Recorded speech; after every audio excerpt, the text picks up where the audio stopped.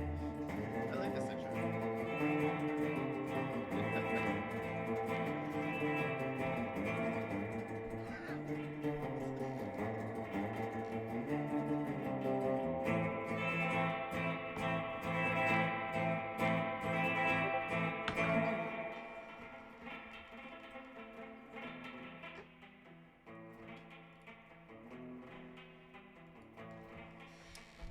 All right, guys. Welcome to another episode of Blanks and Fattie vs. the World. I'm Fattie. And I'm Blanks. And, wait. I'm Hold gone for up. a weekend. Blink me? No, man, no. Dude, come on. You're going to jump in on this? Like, we're going to make this a problem? All right. So, listen here, Blanks. I'll tell you what. All right. We have the Peruvian That's right. here with us tonight. And we're very, very happy about that. That being said, we're going to pull that back behind you a little bit. And we are good to go. So that, Blanks, how you doing? You got a special guest with us tonight. I got Mama Blanks.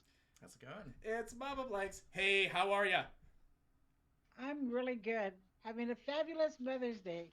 Happy Mother's Day to you. So Blanks dragged you into this. Do you have any idea what you've gotten yourself into tonight? I was sitting on the couch a few minutes ago, kind of worried about it. There's that little knot that forms in the stomach. It just, you feel it a little bit. You can kind of taste pennies a little. Yes, it's your instincts are correct. This is gonna be bad, real I've bad. never listened to the show before, so it can't be that off. Oh boys, I was chatting with my father-in-law about the show here today, and we were having a good laugh because we had the episode with Papa Blanks over there, and my father-in-law had jumped in surprising me, and he's like, the look on your face, because it was I was definitely a little like, oh God, I talk a lot of crap on this show. So, hey, Interdeviant, welcome to the channel, buddy. Happy Mother's Day. So we have so the funny thing is we got the Peruvian here. Yeah. Who's you've been a former You got guest. the- Yeah, I was on here. Was it at least a month ago? It was probably a month and a half Yeah. ago. What topic was that? I think photography, which is what I do for a living. And for those of you who don't know, I'm actually a high school friend of Zach's. So Oh, we've been- fatty. Yeah. I'm sorry. But yes, we've known each other for a long time. So he's been grateful enough to come in. He was gonna be Blanks, and then Blanks was Blanks. So now Blanks is the Peruvian. So Interdeviant, again, welcome to the room. Thanks for jumping in. We are gonna jump right in. So here's the thing, Mama Blanks. What we like to do right off is we like to chat about the news. Now, I brought a quick article because I thought the article itself was hilarious, and I was just gonna read what the guy wrote because it's very funny. But I don't know if either of you had any news you wanted to bring in today. Anything you wanted to chat about? China sent a rocket full of trash and it came crumbling back down at us. We are going to talk about the rocket. This is for sure. They did a whoopsie. Kind of shooting trash into space. Mhm. And does this really mean that we have a far superior rocket program than they do? Because, theirs didn't even make it out of the atmosphere. It kind of went up and then came right back down. This Or are they trying to initiate war with us by throwing their trash at us? The U.S. is suffering from a terrible pollution problem. We thought we needed more, What's that? and they thought we needed more. They're happy to kind of shit on us right now. So, but that being said, that's actually my article. But before we jump to that, Peruvian, anything you wanted to chat about really fast? Honestly, man, nothing right now. Peru's like, oh my god, what what did I do? So tonight's episode, of course, is Mother's Day, and there's no better way to talk about Mother's Day than to talk about interviews with high-level NASA executives. So What a segue. Right. I've been following GameStop so hard that we've chatted we've about chatted. that.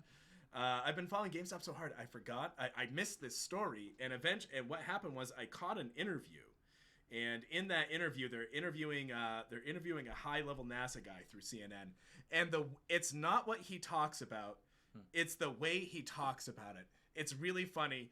This is exactly how CNN wrote his quotes. Interesting. All right, so CNN, a large Chinese rocket that is out of control, and there's a link, is set to re-enter Earth's atmosphere this weekend, bringing a final wave of concern before its debris makes impact somewhere on Earth. And so they pull up, they start referencing a statement from Defense Department spokesperson Mike Howard, who said the U.S. Space Command is tracking the rocket's trajectory. He says it can't be pinpointed, right? Like, it crashed today. It crashed in the Indian Ocean, is where it went. But they ask him, the good news is that the debris plunging toward Earth, while unnerving, generally poses very little threat to personal safety, because how unlucky would you be on Mother's Day to get slammed with parts from a rocket from China? So It could happen. I guess anything could happen. It's been a long year. So he's like, this guy says the risk that there will be some damage or that it will hit someone is pretty small. Not negligible. It could happen. But the risk that it will hit you is incredibly tiny, and so I would not lose 1 second of sleep over this personal threat basis. Okay. This is an astrophysicist. He says, so basically they start talking about the potential damage zone, which is like the upper half of Earth. And here's why. He says, we expect it to re-enter sometime between the 8th and the 10th of May. And in that 2-day period, it goes around the world 30 times. That thing is traveling at like 18,000 miles an hour. And so if you're an hour out at guessing when it comes down, you're 18,000 miles out in saying when. And I just think it's hilarious that they quoted him as saying, that thing is traveling like fucking 18,000 miles an hour. Like, I feel like they sat this guy down, he had a beer, and they were just like, look, tell us about the rocket. That thing's going like so fast. And if you want to bet on where the Earth something's going to land, you bet on the Pacific, he says, because Pacific is most of Earth. It's that simple. Things usually do land in the Pacific if they land anywhere. But a few places like Arizona and, other places that have a lot of desert, for some reason we've been pretty lucky that, although I did hear in the news, there was some man back in, I guess, I don't remember the date, but I'm thinking like the 70s or the 80s, and he was hit by a piece of space junk and survived. So it was a small piece. I was like, I don't know. What maybe, was his nickname? I don't remember. To it halfway. Space junk guy. The space junk guy, yeah. If that happened to Blanks would get a tattoo. I would. Like a piece of like satellite falling. Yeah. Maybe he was called Lucky. I don't know. So speaking of lucky, Blanks, you're lucky because here's the answer to your question.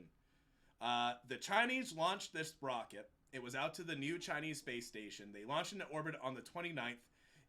They basically dropped off. They blew off one of the phases. And, quote, it was then left to hurtle through space uncontrolled until Earth's gravity began pulling it to the ground. That approach is what McCallum calls best practice compared with what other space agencies do. He says, norms have been established. He's throwing a dart at the dartboard. There's no international rule of law. There's nothing specific, but the practice of countries around the world has been, for the bigger rockets, let's not leave our trash in orbit this way. I'm going to edit there because can you guys picture this guy giving the interview? That's all I care about, the way he's talking. But yeah, so it's Mother's Day. What'd you guys do? Get surprised. Indeed. Blanks, tell us about the surprise. How'd you do it? We didn't tell him. We didn't tell her. We set it all up, and the best surprise is everybody else knew it, but she didn't. I did not know.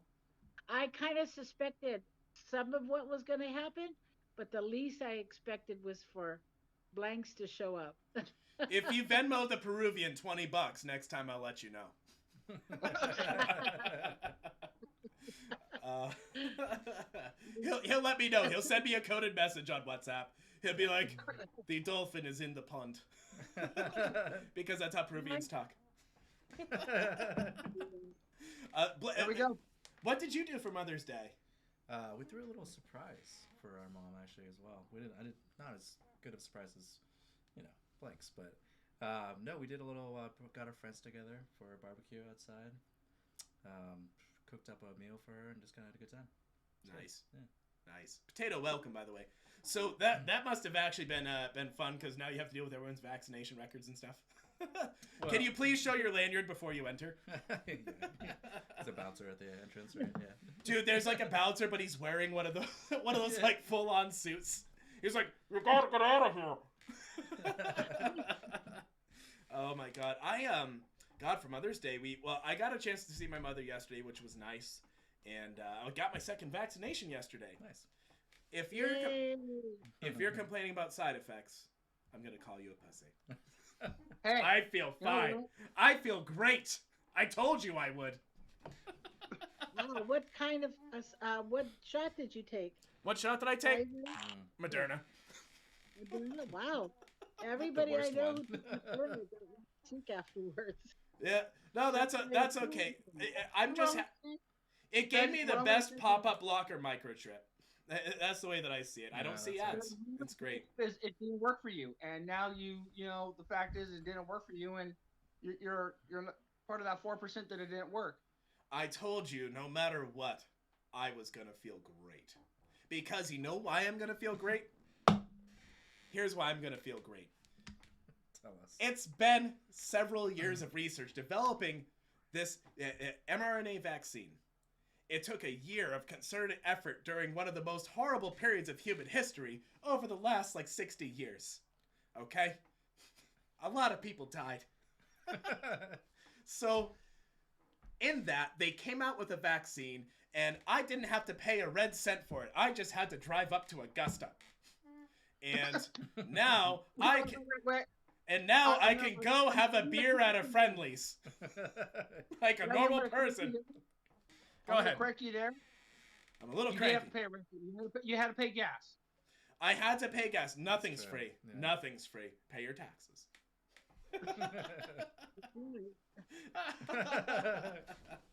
Oh my God. So, but yeah, tonight's topic is Mother's Day and Blanks. I want to throw this one out your way. Tell us a little bit more about what you guys got going on. How much does your mom know about this show and what's gonna happen to her? They follow us on YouTube. And I said, you know what, Mom? Oh, wow.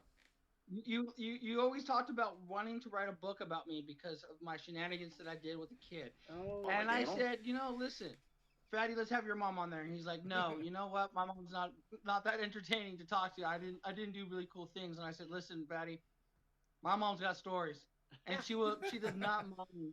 Oh, she will get a chance to answer because you know how we do a Power 5, Blanks?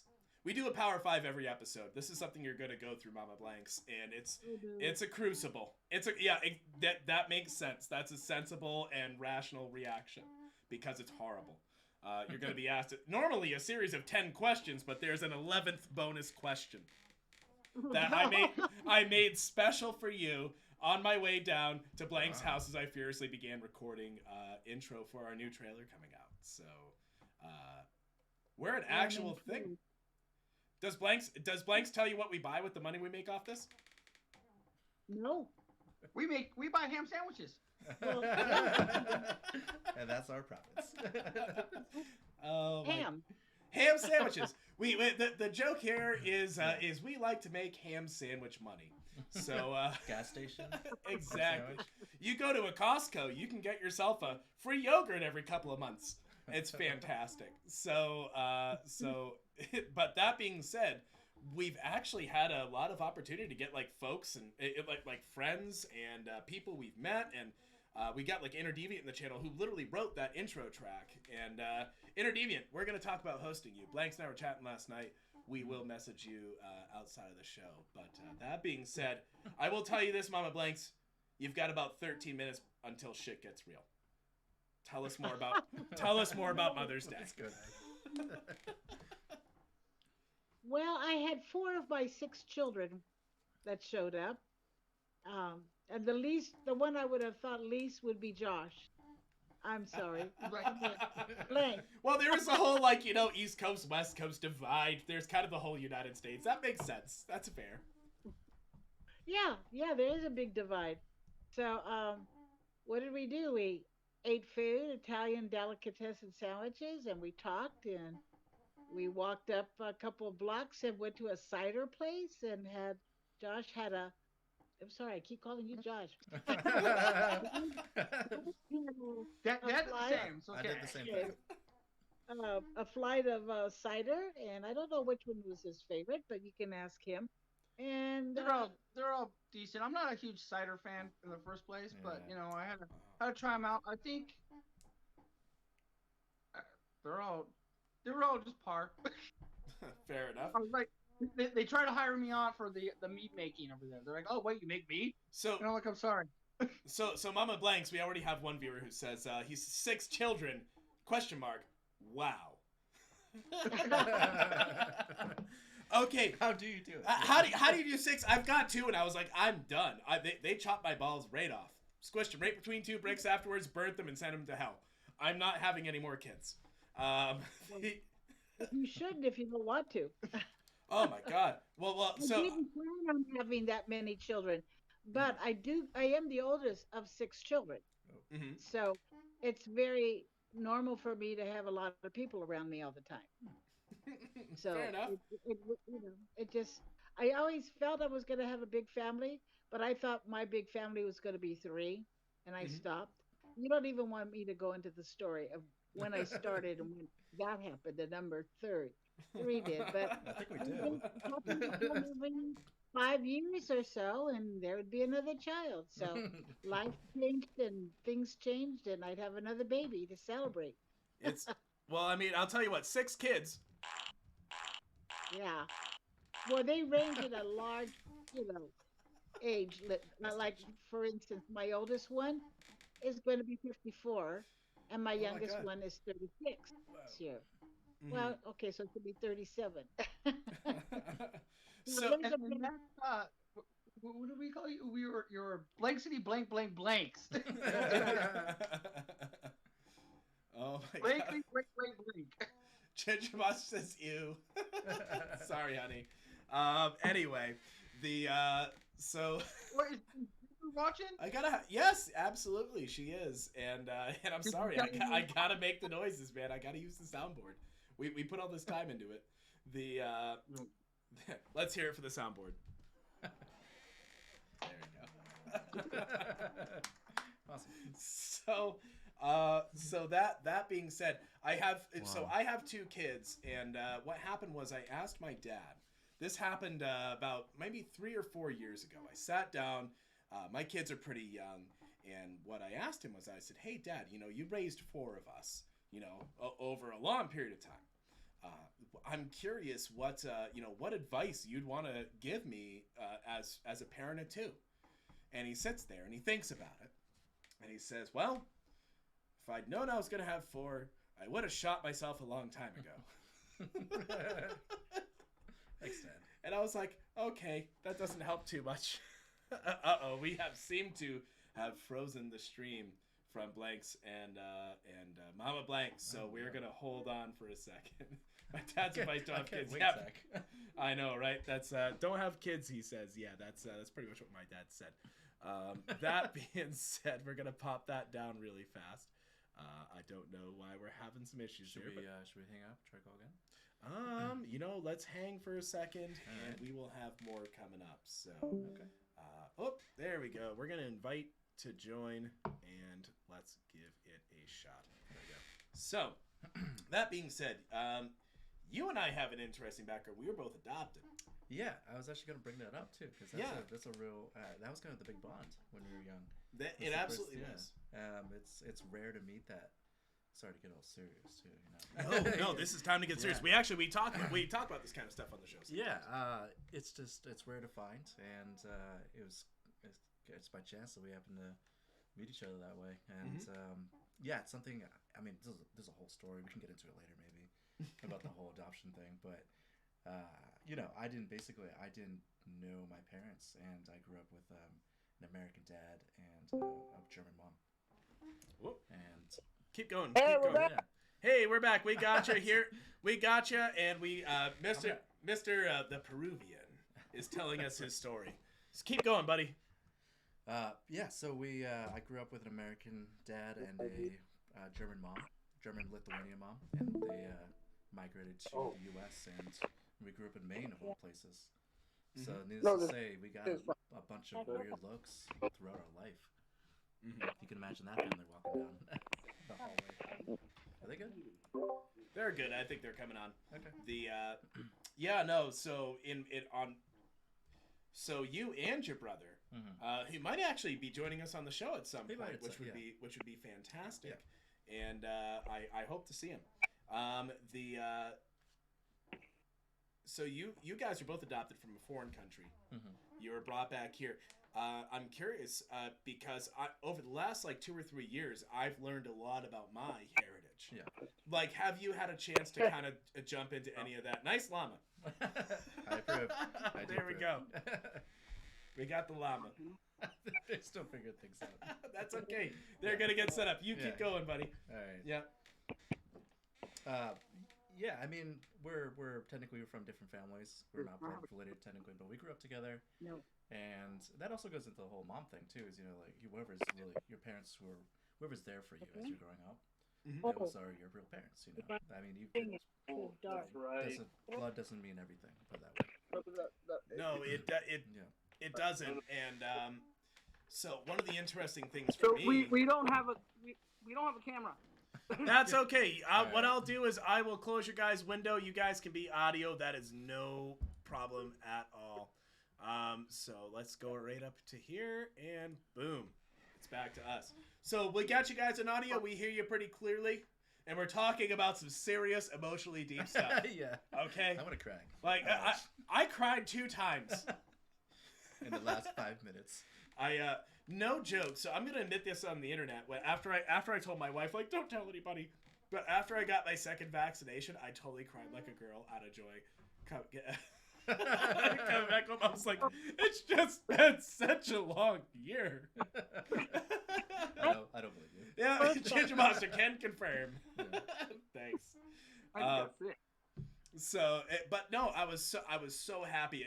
It meant a lot to me. It was a symbol of a lot of things, and dude, it's been a tough year. I mean, you've been traveling, having to deal with all sorts of stuff with COVID. Just people everywhere. So we're on the topic of being adopted. And what you can consider a mother. I love my mom. I got to see my mom yesterday, and so maybe here's the story. Okay. Here's where the story is. Okay. I haven't told you this yet. This is all new. Breaking news. This was some months ago.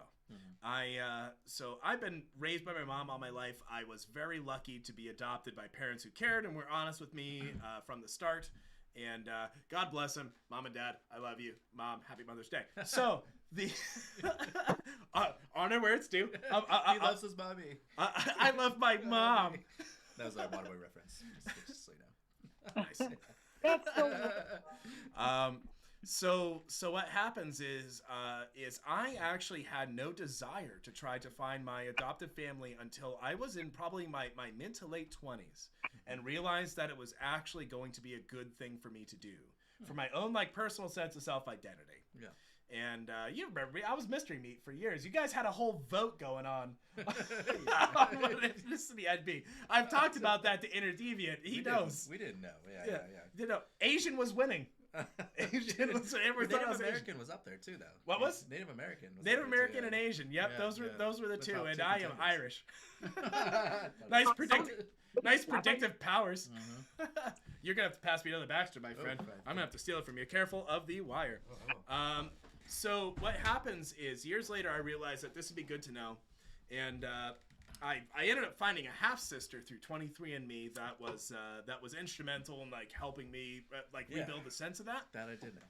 Yeah. And yes, I've told you guys about that. So what happened was one random day I Googled my birth mother's name, which I found on an old document, and she was sadly. Zach can't open his own beer. Wait, are you making comfortable at my house? Are you like now into my refrigerator drinking my stash? I got us a small pack of Baxter Stowaway India Pale Ale. We're not those kind of people, all right? Delicious. Nothing says Mother's Day. A Baxter Stowaway Pale Ale, huh? Now, if they want to pay us $12,000, I'll give them the fucking commercial. So what happens is I find out my mother's dead, and that hit me in such a way. Like I was my wife was there for that, thank God, because I was a little inconsolable. And this is somebody I never met, never known, all these things, and then I find this out, and it was so upsetting that I was like, I need to investigate. Found a maternal grandmother. I'm going to go visit her in probably 2 or 3 weeks. That's really neat. Yeah, it's That's awesome. yeah, and that's the strange part is that Getting real with our weird. fans. Yeah, yes, it's getting deep, right? Mm-hmm. No, the fact that you had no connection, no link at all, and that you still felt something inside. It's a bizarre feeling. I know. It's strong, and it's kind of inescapable. It's no matter what you do. I built up so many layers of armor against it as a kid. That I had to like break through that as an adult, and all those jokes. Yeah, so I want to say, Mama Blanks, thank you for being a mom to Mr. Blanks, because you were fucking important to him. He's been planning this for months. I mean, everybody on the show knew I was coming out to visit you, Mom. I guess so, and I did not know. I didn't watch it. Blanks shows up at the door. Do you have a quote on that or something? I don't know. Like, so, how did your mom like the surprise? Did you record the look? And I should have totally recorded the look. Oh man, we talked about live streaming that, and they were like, "No, that's a little disrespectful." We took this D20 here. We rolled it. That's a 6. It ain't happening. If we rolled a 20, different story. When we had people work on our Discord the whole time, now you have a Discord die roll up there, and you still hand rolling a D20. Oh my god, Blanks. What? It's 9:30. What does this mean? Already? That means I need you to get your phone out because we need a stopwatch. Mama Blanks, are you there? You replaced me with the Haitian tonight. Next time. Can Mama Blanks hear us okay? Yes. All right, Mama Blanks. It is 9. Okay. It is 9:30. I need your sound check. Quick, say wash pump. Say what? Wash pump. You say wash pump? Wash pump. All right, very good. We can hear you. All right, Double O Chef and subscribing. Thanks, man. Glad to have you in, Chef. Thanks for watching over us here. So our chef is no chef is our mod, you guys, and he will ban you quick. He will absolutely fuck your day if you say anything sideways, and especially if you interrupt the Power 5. Which now, Mama Blanks, you are in. Here are the rules. Oh boy. All right, so the Peruvian, he will have a stopwatch running. I will ask you a series of 10 questions plus one bonus question for you 11? Specifically, because God bless you for doing this. I'm going to ask you a series of 10 questions.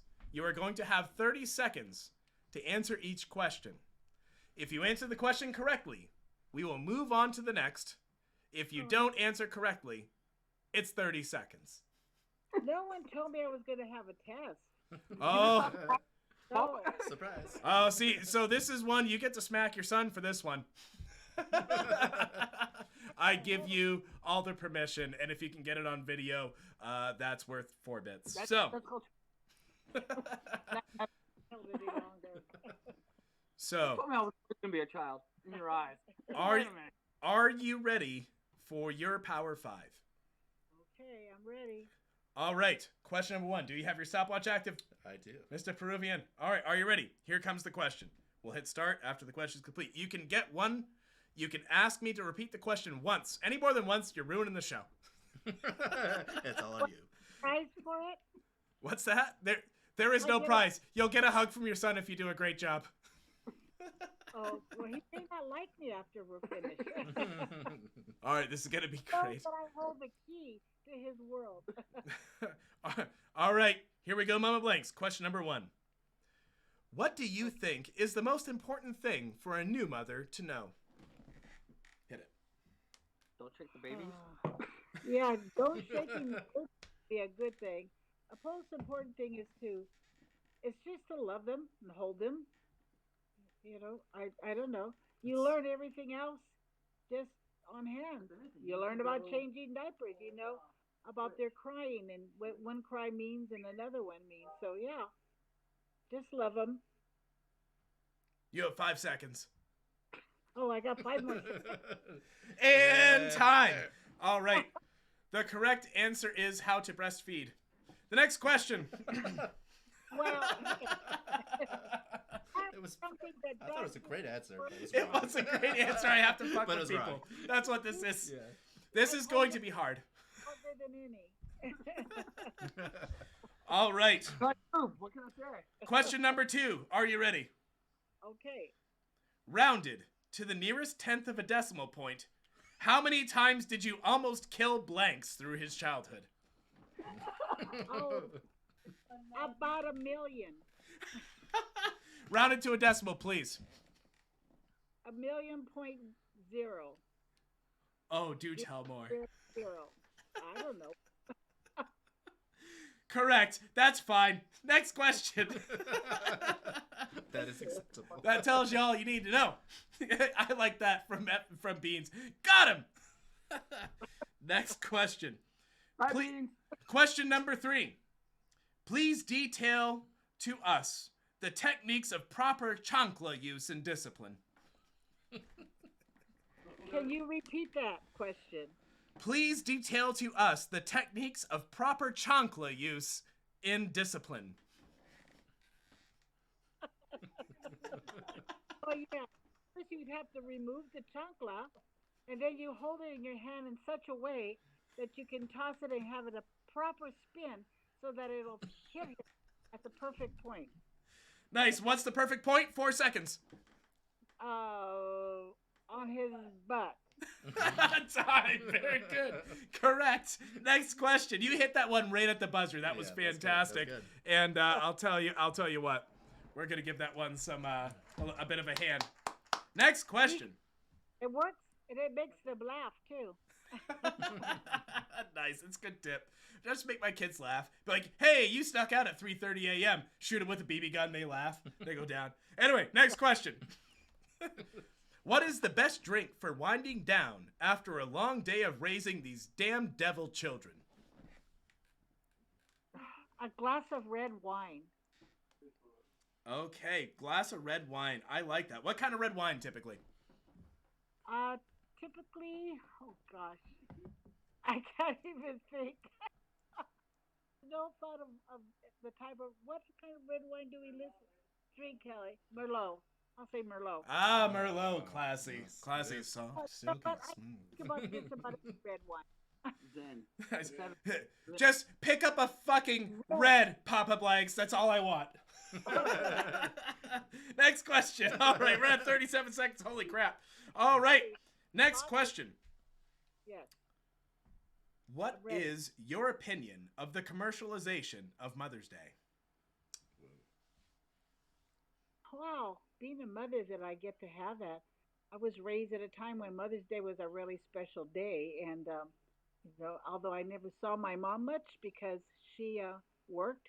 Are you still there? Yes, we're still here. We're listening. Keep going. You got 12 seconds. Okay, and so I think that it's always nice to have Mother's Day every day, to be loving and respectful and kind to your mom, and realize that she brought you in the world and she can take you out. And that's 30 seconds. Holy shit, good answer. That is beautiful. Beautiful answer. Every mom says the same thing. I brought you to this world and I can fucking take you out of it. I'm like, Mom, that's the last thing you would do. You would not end me. Daddy, did you get to get the night off? Oh, you're right. Oh my gosh, you know what? I thought I heard a knocking at the door. And, well, there you go. Okay. Wow. We got Cynthia. Yeah, she's stutter stock. Anyway. So, next question. What is the worst Mother's Day gift you've ever received? Throw somebody under the bus. Yes, please. I want some dirt. Who's that girl dancing next to you guys? All right, Good dodge. Very quick. Good. Stop it. She got it correct. Next question. Nice. Smooth deflection. That's the best way to answer. All right. Next question. Are you ready? Yes. You are in Phuket, Thailand. You are accosted by a group of 3 young street toughs with murder in their eyes and cheap whiskey on their breath. You are carrying a small bag containing 2 D-cell batteries, a rolled-up copy of an in-flight magazine, and a bottle of red wine Merlot. How do you choose to fight these men and win? I would take off my chancla and throw it at them. Holy shit! You are correct! That's amazing. I literally wrote this out expecting you to give me like an elaborate answer, and I was going to tell you were incorrect and tell them you were going to show them you were wearing chanclas, and they ran, and you beat me to it. I like you. I like you, and I can't wait to see you. Well, I too. All right, next question. Here we go. Are you ready? I'm ready. Mr. T is infamous for pitying the fool. Who do you pity?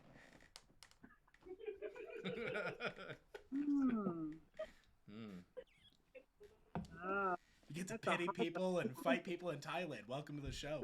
This is what we're all about.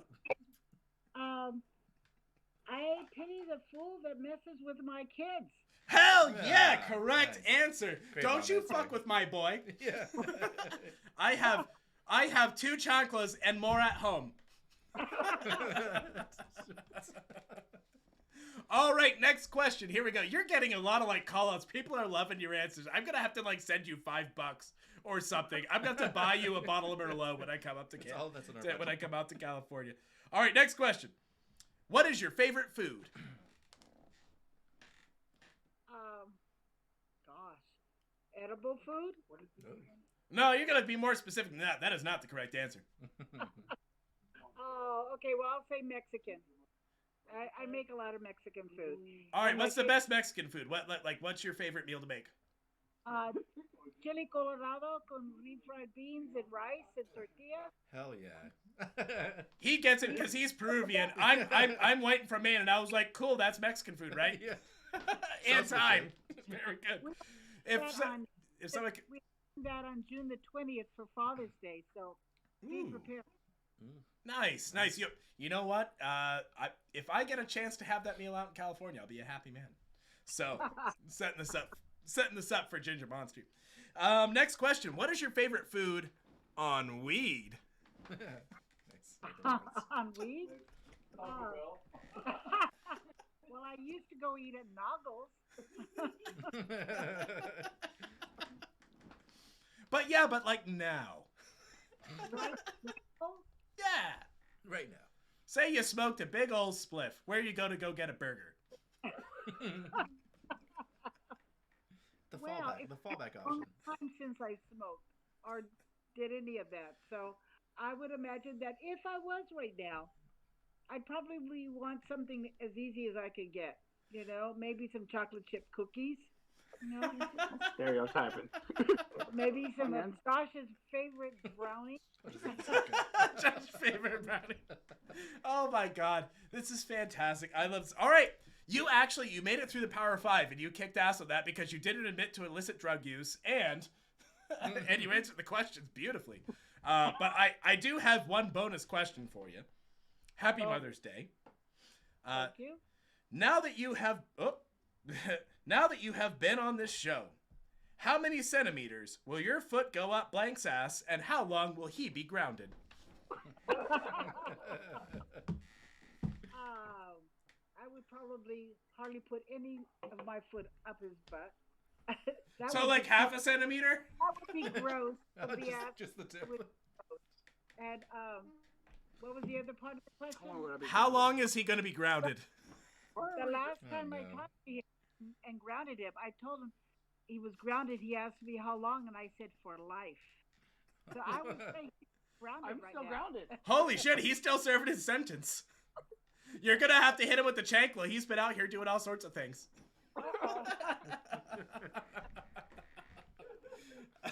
Oh my god, that's fantastic. I gotta say, that was one of the best Power Fives we've ever that was had. good. That was really a good. lot of fun. So what came up for you guys? I'm actually curious. So Peruvian. And what else came up for you after listening to that? What do you want to talk about Right now? We're still talking. We're still talking. I'm not fucking done. I've got more to say. Sorry. Go ahead. So Maybe I don't know. I don't know if the chat wants it. I promised Fatty that if we brought my mom on, he gets a story.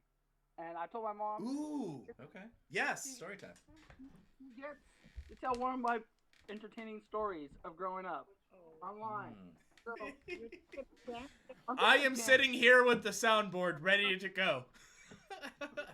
Well, to tell you the truth, I have thought many times that I could write a book about raising Joshua, because one of the things that I said when people would ask me, because I was a very young mom, so by the time I got to Josh number 5, people, and I also look younger than I am, people would see him and go, "Oh, is he your first child?" And I said, "If he was, he would have been my last child."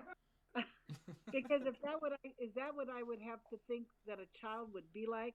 It was enough. He was very high maintenance. The mother's love. Okay, Blanks, you're getting called out. You get a moment to defend yourself. Go ahead. That's why I'm single. Oh my god.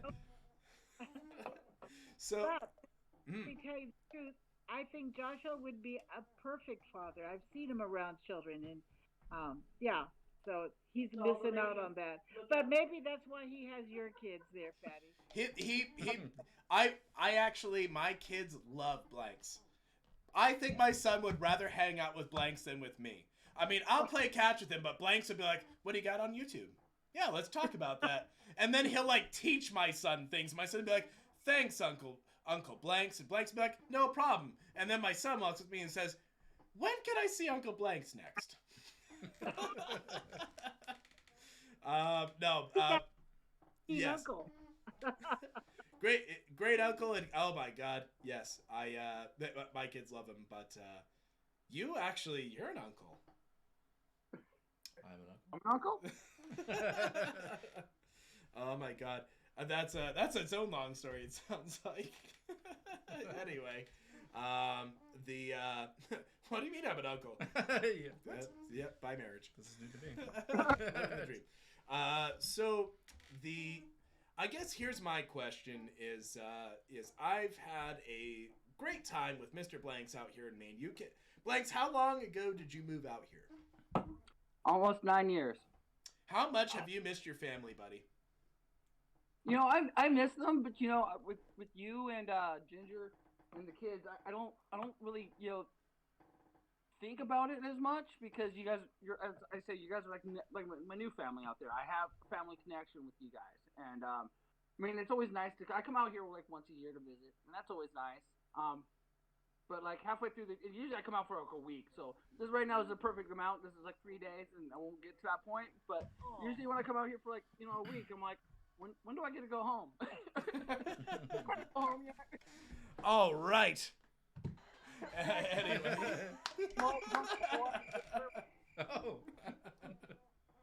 Oh man. No, I get the soundboard. He doesn't tonight. Anyway. His family kind of agrees with that, because usually after a few days we can tell Joshua's Blanks has had enough of us. He's ready to go home, and we're ready to send him home. Get the hell out of our house. That's fantastic. Get the grouchy out of here. Yeah. After 3 days, Blanks walked through the room and he's like, "Hey everybody, good morning. Would you like breakfast?" And everyone looks up. Mr. Blanks, I got a question for you though. Oh What's- shit! yeah, Here we what's, go. What's some of the best advice your mom ever gave you? Just staying The on best point. advice Yeah. Ever given me. Yeah. Take your time. Don't Take get arrested. Don't call me. If you get arrested, don't call. Yeah. Oh my god. So this is fun. I have a random one too. Oh, go It's for short, it. short and brief. But I remember we were in New Orleans. I was trying to get into college there, and my mom she went up. She basically just told me straight up front. It's like, Carl, there are two kinds of guys. There are tits and there are ass men. What kind of guy are you? What kind of guy are you? I'm all ass, Mom. All about ass. Man of virtue. What I'm about- into the what- juicy derriere, Mom. Yeah. What about you, Fatty? Well, best piece of advice my mom ever gave me was, my mom grounds me. Let me put it this way. Not grounds me like puts me away in jail for a couple months. She used to. But my mom grounds me. The closet. She keeps me leveled. She keeps me on an even playing field. She keeps my feet on the ground and my head in the sky. So, what she always told me is that no matter how tall you get, Fatty, my foot will always fit up your ass. I also I love your mom. I didn't smoke weed until I was probably like 27, 28. You were so straight edge. I was a very good boy. Not so much, I know. but now a very good boy. And what happened was I finally every like Christmas or major holiday where we have like a meal with my family, there's always like a little bit of confession. Oh no. Really? Like I'm gonna just kind of test the waters with them, put something out in front of them, and see what they say. And we were talking about weed and marijuana policy because at the time it was a relevant topic in Maine. Okay. And I casually, I just decided to make the casual move, and I was like, yeah, I mean, you know, I smoke weed, and I don't think it's any different than drinking a couple of beers. And my mom looks at me, she says, Fatty, you don't do that. Just like that. And then That's today, wrong. and then yesterday, I was giving my dad advice on how to split up pot cookies for my grandpa. It all comes how out, things change. Yeah, yeah. Which You- was its own story. That's a funny one. Dad, no more, no less. Yeah. So my dad's like, I gotta, we're having dinner with my parents yesterday for Mother's Day. This is what we did for Mother's Day for my mom, is we were sitting around having dinner. And my dad looks up at me. We'd been talking about work. He's like, yeah, being a plumber sucks sometimes, but hey, I'm retiring soon. To which I say, God, Dad, or goddamn, Dad, congratulations. I love it. And then he says, so I bought 10 pot cookies. Your your grandfather's having some problems with his appetite. And I was like, oh, very cool, man. Nice. So, Far out, man. yeah, far out, dude. And I said, so like, what are you gonna do? He's like, well, you know, I got them from a guy who's at work whose wife is a pharmacist and she does this stuff medicinally. And he says, so I was gonna give some to my dad to help him out with that, but I decided I think I'm gonna try to take one first. And I said, really? I Okay. can't imagine your dad too. Yeah, it was my dad has relaxed so much. Man, that guy was he's wound up so tight. I can't remember. He was gonna shoot him. His advice to me after having 4 kids was shoot yourself. Like the poor guy was going through a lot. And so he's like, yeah, I was gonna, just take one. I'm like, oh, that's cool. That's cool. I was like, all right. And what I'm sitting here thinking is like, shit, he bought these from a coworker, not a dispensary. Oh no. Did you tell me one, maybe a half of one to see how it kicks in? That's what I told him. I said, the first thing you should do is break it in half. Break it in half before you have that, but just try it a little bit. It should be fine. And then I was like, yeah, Dad, honestly, I just have a couple puffs of weed, and then I just go about my day. It's a little bit easier. So, anywho, and this is my kids watching, so and I get a phone call at 2 a.m. 20 years from now, my daughter's like, Dad, you don't do that.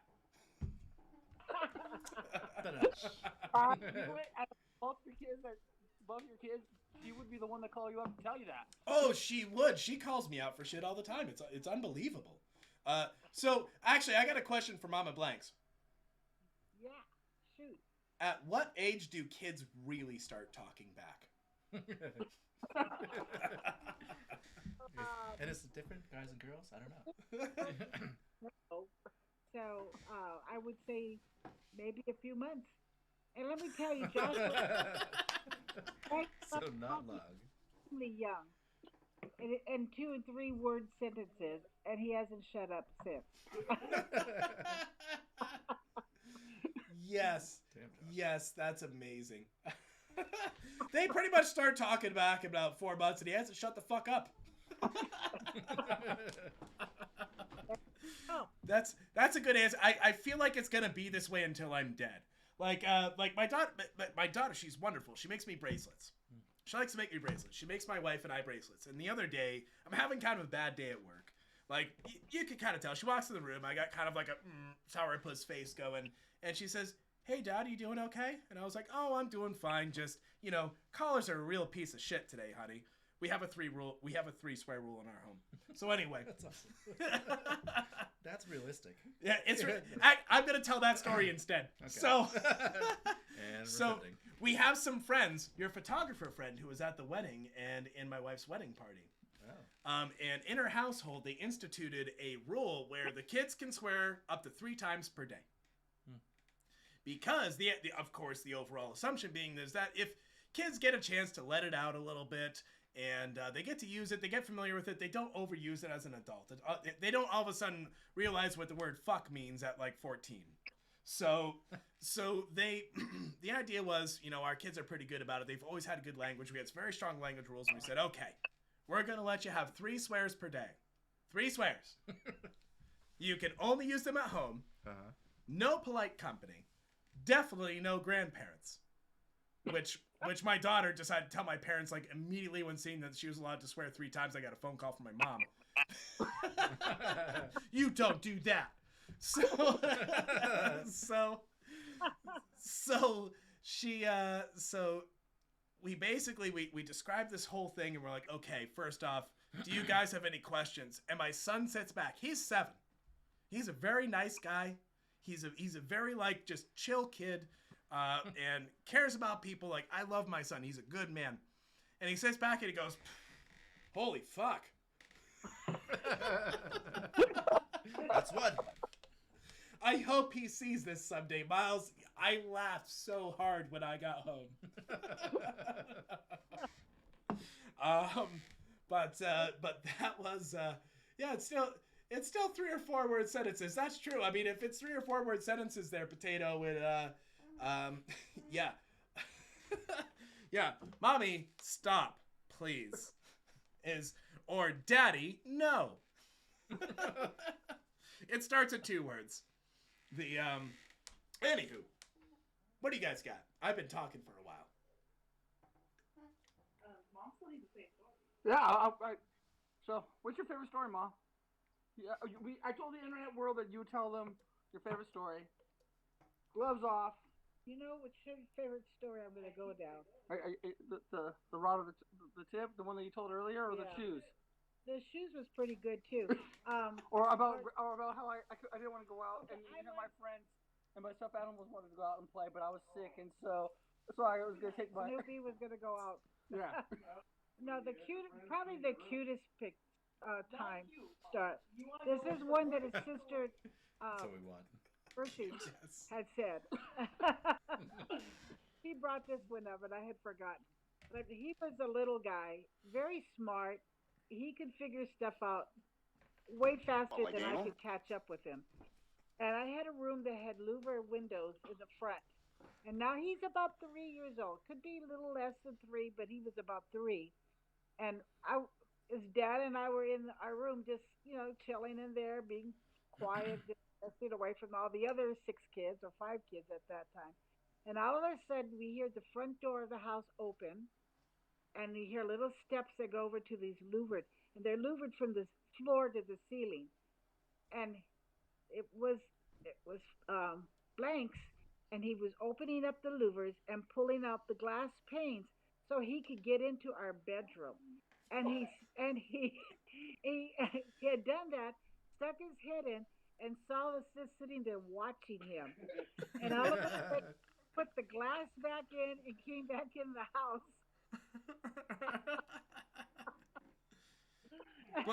Blanks, what'd you learn? Yeah. What did you get out of this?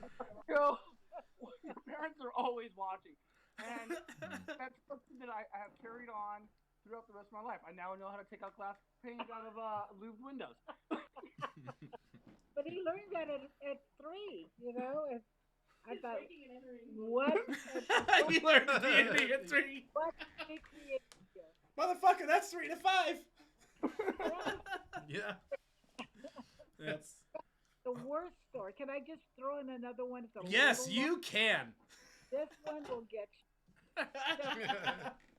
So after the breaking and entering. Going to school. yeah. It's not like going to school, and every day he thought of some way or another that he couldn't go to school. Lost my shoes. He lost his shoes. I finally made him wear his big brother's ugly work shoes to school because because you can't just not go to school because you can't find your shoes every single day.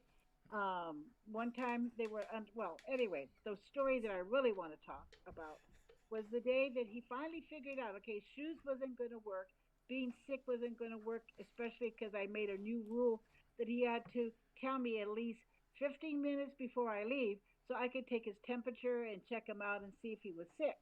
So he knew if he was going to be sick, he better be really sick.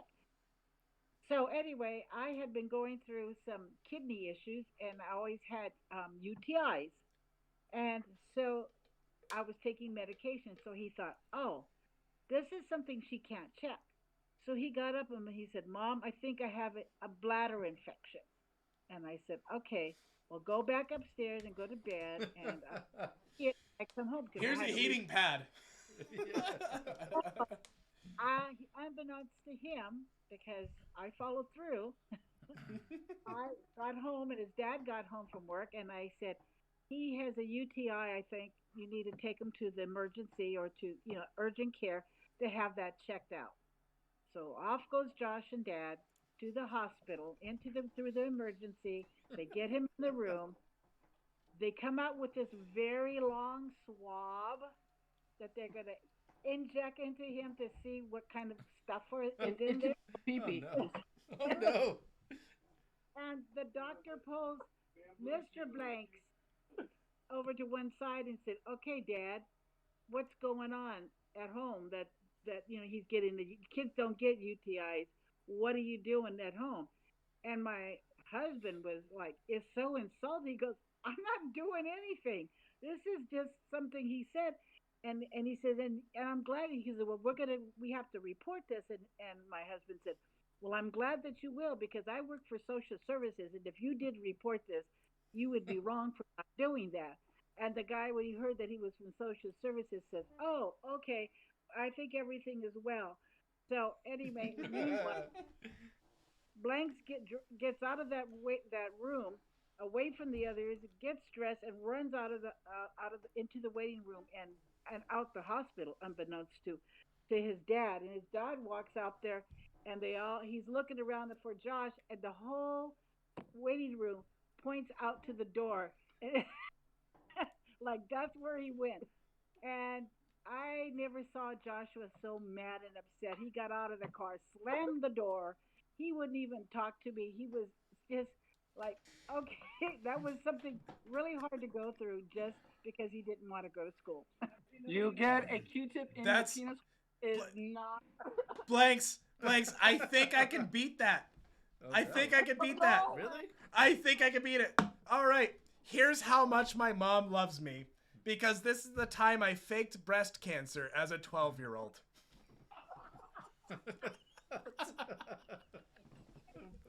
All right. Wow. So here we go. It was getting close to the end of school. It was like late May, and my parents would take us camping. So we go camping. And what had happened was I was hitting puberty. I was starting to finally get like some muscles on my body. And one day I realized my pectoral was developing a little bit weird because if you pressed into my nipple, there was a lump. So I tell my mom I had just learned what like cancer was. Touch my breastbone. I didn't want to go to school. And so I said, Mom, I have a lump in my breast. and I'm really worried about it. She felt it. To be fair, my nipple felt weird at 12. So I was like, I really don't know what it is. And she's like, honey, you're probably just normal. I was like, Mom, I'm pretty sure that I was reading about like cancer and I'm pretty sure it's cancer. And she's like, I'll take you to the doctors. She took me to the doctor's office. I got a day off school. And what the doctor does is he palpates me and then he looks over and he says, this is normal muscle development in a 12-year-old his age. And my mom says, yes, sir.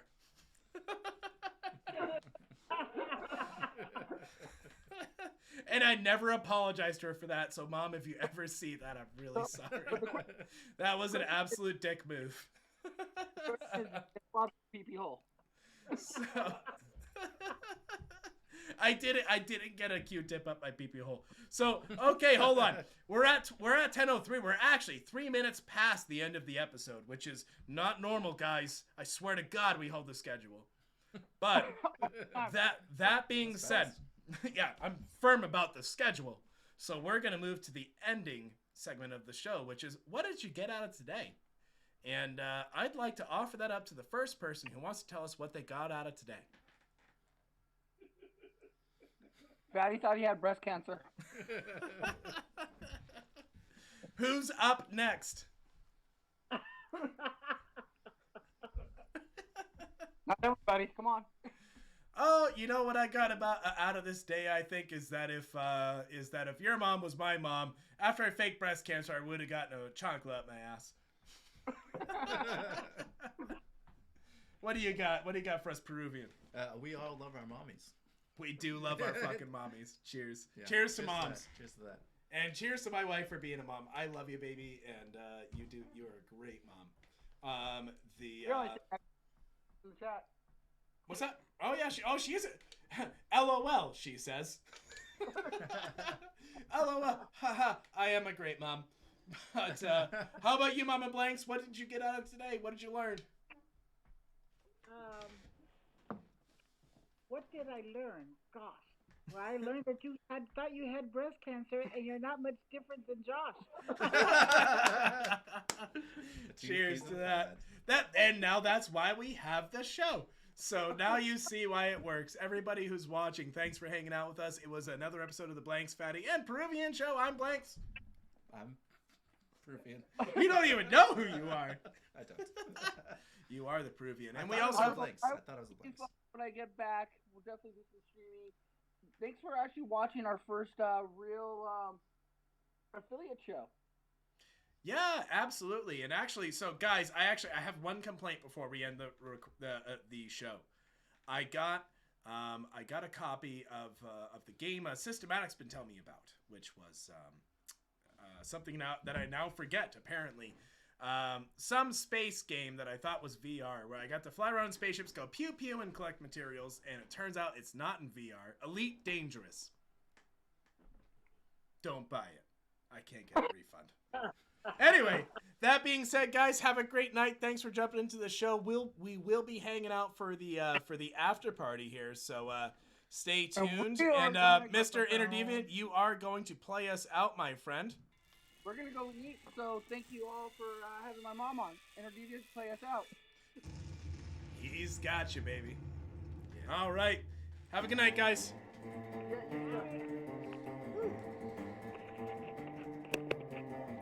All right. Nice job, everybody. Great show.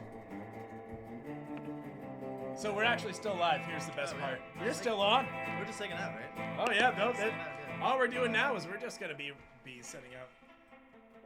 Oh, there we go. Ginger Monster is like, I love you, Blanks and Fattie. The, Mr. Deviant, thanks again for the track. And now we're in the after show. Guys, that was a lot of fun. I think they're still on. We're gonna come off. So we're trying to turn off the... Oh, that's okay. We got you. We're gonna cut you off. Y'all have a good night. Bye. So, what do you think? This is I've talked about this show. You've been a guest on it once. Now you're on the other side of it. What do you think? Yeah. Well, you did lie to me.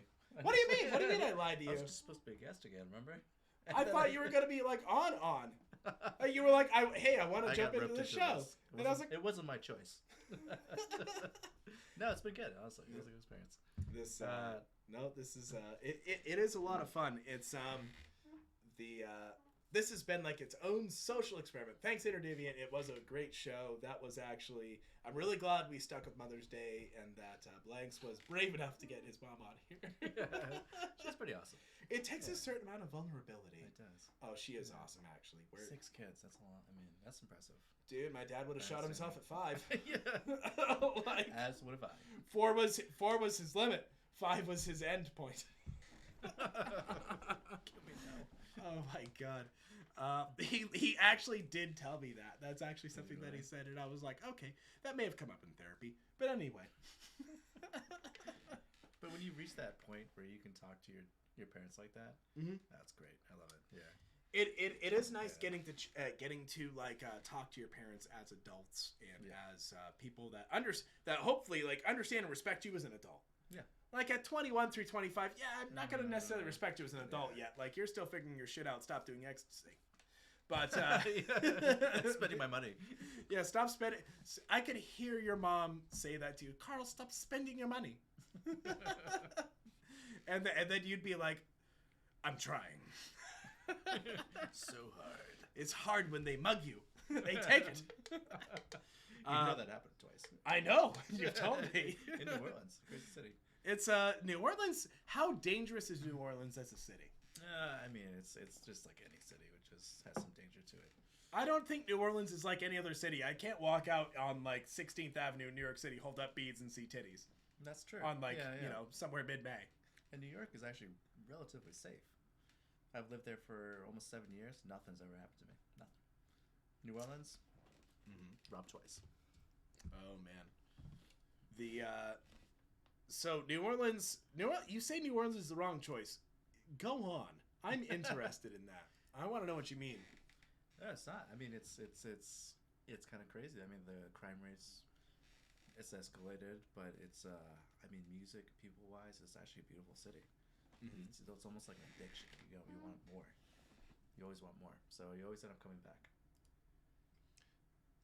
What do you want more of? It's a mix. It's the music. It's the food. It's the people. There's a lot of culture, surprisingly, from a small little city like that. What's the best part of that culture? It depends on the person you are. I don't know. For me, it's music. What if you're a 52-year-old Japanese woman?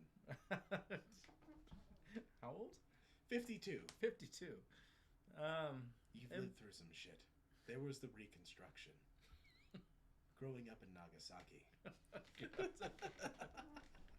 I don't think there's any link with New Orleans, but we'll say the food. You never grew up in Nagasaki.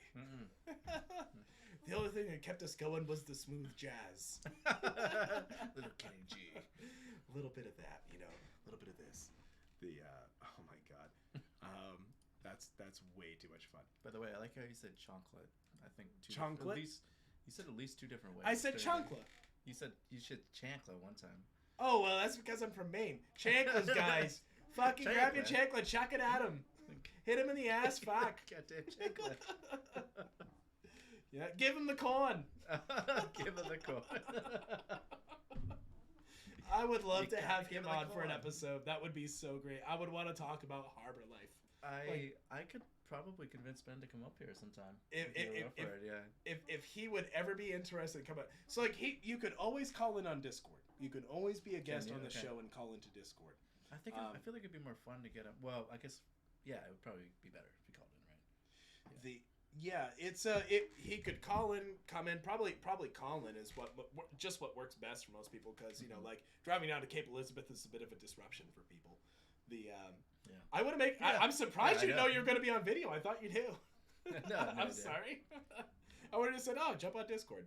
I was about to say, I think I overdressed a little bit too. Oh well, I was gonna go down to my T-shirt, but then I sat back. I was like, you know what? I got my second vaccine, so I'm not gonna worry about it too much. So no joke. So what happened was I told everybody because I thought it was a funny joke. I told everybody, I said I'm gonna get the second vaccine, and everyone's bitching about the side effects. Everyone's bitching about it all the time. Yeah, mostly Pfizer, right? Not, but Oh, I've heard it on all of them. Like my good friend of mine's like, oh, it was like a really bad hangover. Another person was like, I was okay, but my boyfriend was out, and so it's like okay, and so what I told everybody was, I am not gonna tell you if I felt anything. I was like, I'm gonna be fine, and I'm gonna tell you that, and you're never gonna know. And here's the thing, I'm actually fine. You're not lying to the public. I have no complaints. I got the second vaccine. I have felt fucking fantastic. But you have a little soreness in the arm, like everyone, right? Just no, I have no complaints. No? A stoic should never be heard complaining, especially by themselves. Okay. No, honestly, I have felt great. I haven't felt any side effects. I confessed on the show about crying my way home after getting a vaccine because apparently the side effect is becoming a pussy bitch. And whoa, I was fine. I was hit by a truck. Holy shit, Potato. That's a bit of an escalation. That's super heavy. You were hit by a truck. What kind of truck? Was it a Ford F-150? Was it a Chevrolet? Was it the 2021 Dodge Ram that we're not actually making because we don't have computer parts anymore? Yeah, so apparently microprocessors are down. There's no new cars. Mack truck, dude. That sounds rough. Is that an issue right now? I didn't know that. Yeah, no. There's actually you can't get many new cars because a lot of those are they're produced in China, right? I know that they supply a lot of like the industrial resource, like they mine out the shit that we need to build computer chips, and because a lot of those rare elements are actually only exist in China, which people may or may not know. But. We need the goddamn Chinese. Yeah, They're gonna build our computers. It's I won't be surprised if you start actually seeing a bit of a movement away from that style. I think that they're investing more in quantum computing. I don't know how much that has to do with mined resources and what we're actually pulling from foreign markets, or what you might actually need to work with to build something like a quantum computer. Yeah, but that's something I'm looking forward to. I think it's pretty neat. It just sounds expensive. just the way of saying it. Here's what I learned about quantum computers, guys. Yeah. I'm going to give you the lowdown. Are you ready? Here's all you need to know about quantum computers. I have a very good friend who will one day be a guest on this show to talk about rocket science. And his, you know him. He was the best man at my wedding. Oh. Yep.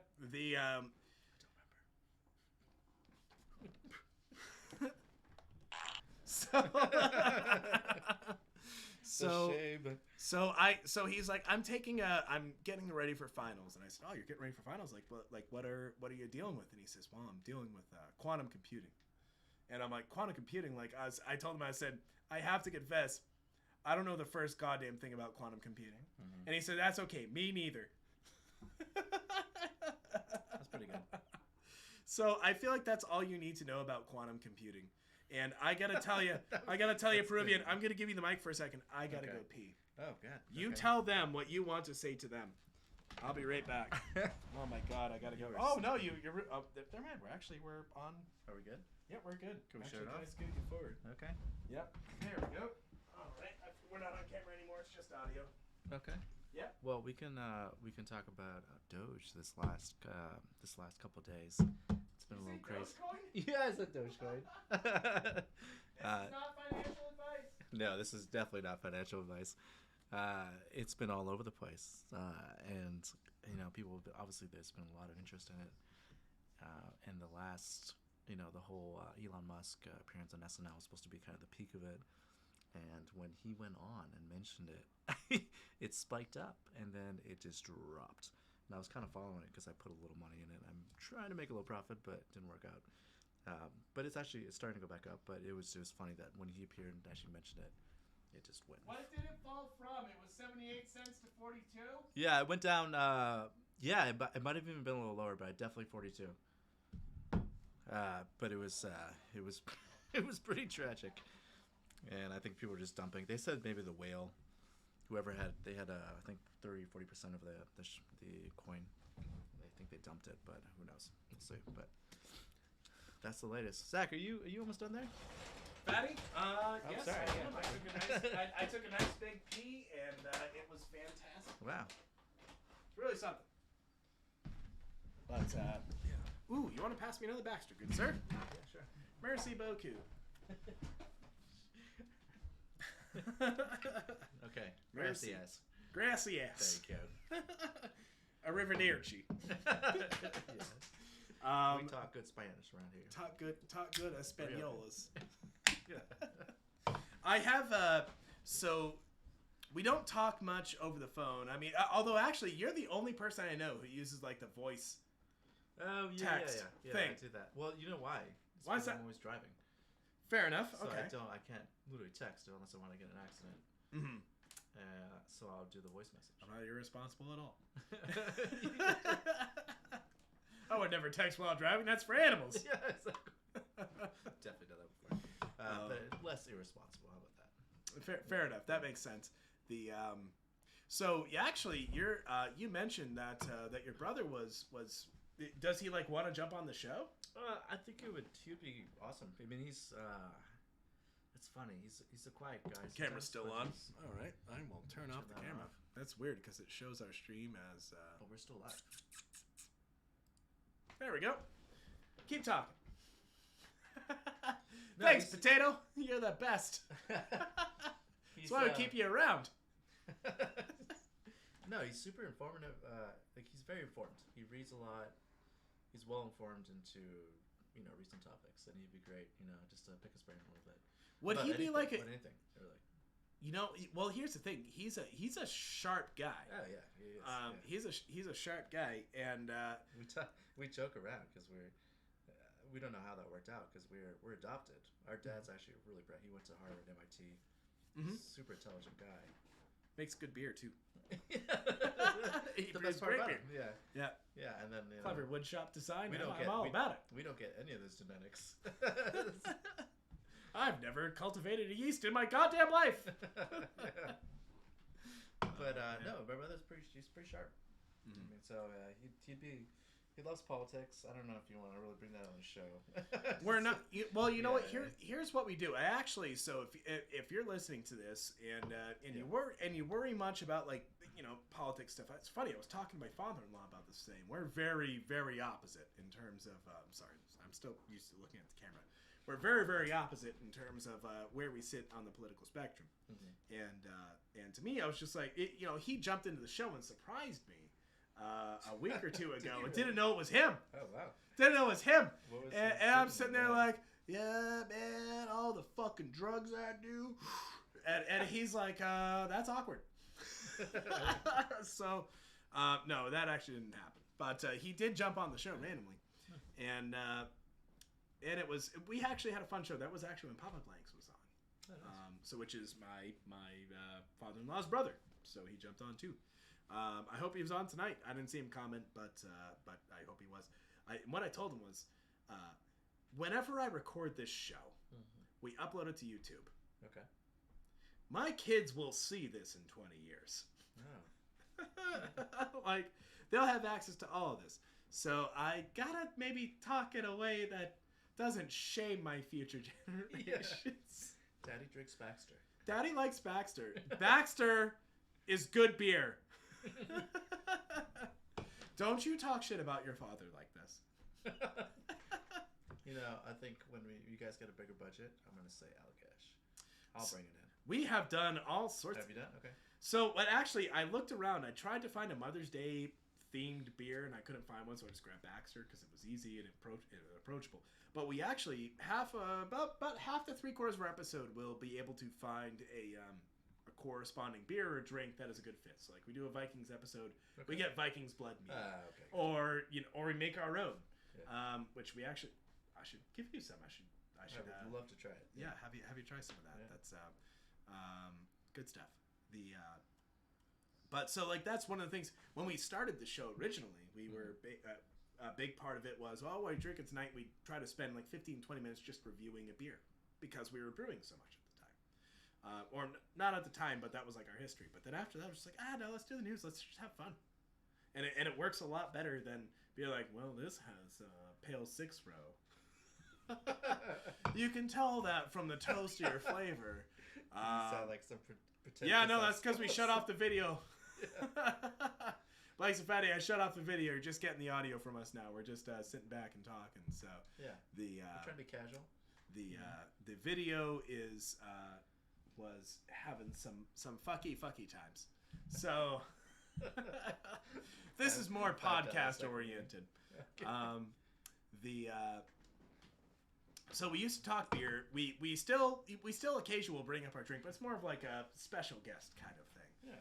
You know, tonight we're talking about the AIDS epidemic, and we're drinking Budweiser. Sponsored by Budweiser. Sponsored by Coors Light. Delicious. Taste that Blue Mountain crispy. Coors Light. There you go. Vodka's good too. Yeah, potato vodka's good too. That being said, well, here's the question: whiskey or vodka? Oh man, well, I'm honestly more of a whiskey person. I'll be honest. My man. Yeah. Yes. It's something I can zip on. It seems a little smoother for me. Vodka, it kind of feels like more of a shot. Vodka tastes a lot drinks. like electronic music sounds. Yeah. You take a drink, it's like, and I love electronic music. I mean, there's nothing wrong with electronic music. It's just that vodka is from Russia, and the goddamn Russians. Let me tell you about the Russians. They started off with the Sputniks and the fucking dogs and shit in space, and now they're poisoning people. To the moon. They poisoned Trump. He's dead. It's just a body clone occupying the White House now. So anyway, I like to make fun of the South sometimes. I'm really sorry, guys. God bless you. I honest to God, it's just because some of you are dumb. But that's okay. Some of us up here are dumb too. Whoa. I mean, have you listened to this show? I know. I was gonna say the main accent is not any better. Oh yeah. Fucking Trump, he's dead. Don't be a fucking Cuba. Fucking got a fucking body double out there in the White House. Fuck, where they pick him up all straight down the road. Oh my God. 3 Wise Men is my shot of choice when going to the bar. God bless you, potato. You got some taste. Yeah. You know what I like to do? If I go to a bar and I'm going to have some whiskey, I actually like to ask the bartender what they like. I like to sit down and say, like, well, tell me, what do you recommend tonight? Like, I'm going to spend fucking $30, $40 with you. What do you recommend? I came here to have a chat with a buddy and have a good whiskey. Mm-hmm. Oh, well, I really like Lefroy 85. And then he pass it down. He'd be like, that tastes like potatoes. So the essence of potatoes. Yeah, exactly. It's just so you sit back, you have some whiskey, you enjoy it. It's something interesting enough to talk about with somebody else who likes it, and that's how you make. And I feel like that's how you actually develop a relationship with a server or a bartender. You tap into what they like. Well, and let's be honest. I mean, they should know the craft. They're gonna be knowledgeable. They should know. Know your product. I mean, exactly. If you work at a bar, I'm sorry about the alcoholism. I congratulate you on your 1-year chip. Yeah. But no, I at least have the capacity to talk about it and the ability to like sit back and enjoy it. Yeah. Go ahead. It's a liquor called Pisco from Peru. Pisco. Yeah. It's pretty common. It's becoming more popular. Not everyone's probably heard of it, but it's actually based after grapes, like wine. Yeah. It's just the liquor version of it. So, like, is it more of a concentrate, or like what are we dealing with there? It's the alcohol version. It's super concentrated, and they do. I mean, it's used. Have you ever heard of Pisco Sour or Chocano or something like that? There's a bunch of drinks that it's famous for, but I highly recommend it. So one of the first liqueurs I ever had, one of the first like opportunities to rebel against my parents I really truly had was a bottle of Espiritu del Ecuador. Really? Do you remember our friend from Ecuador who lived at my wife's girlfriend's house? Yeah. My wife's girlfriend. Sorry, my then girlfriend, now wife. Her house. They had an Ecuadorian exchange student, and I farted. So the so. Was it Adolf? I forget his name. You don't dox. No dox. Okay. But so so he went back to Ecuador at one point during his stay with us, and actually I that was enlightening. That's what got me into studying Spanish. Was my wife going to Ecuador at the time, and me deciding like, hey, I'm gonna try to learn Spanish so that I can be cool enough so that she'll still date me when she gets home. I'll still get laid. Awesome. I'm 17. Okay, I don't have a very well thought out plan here. You had some plans, so it worked. Say what you will about the plan, but goddamn was it effective. So this is what I hope her family's still in here. They go like, oh. So he goes back to Ecuador and he comes back. He says, "Hey, I brought you like a special drink from my country."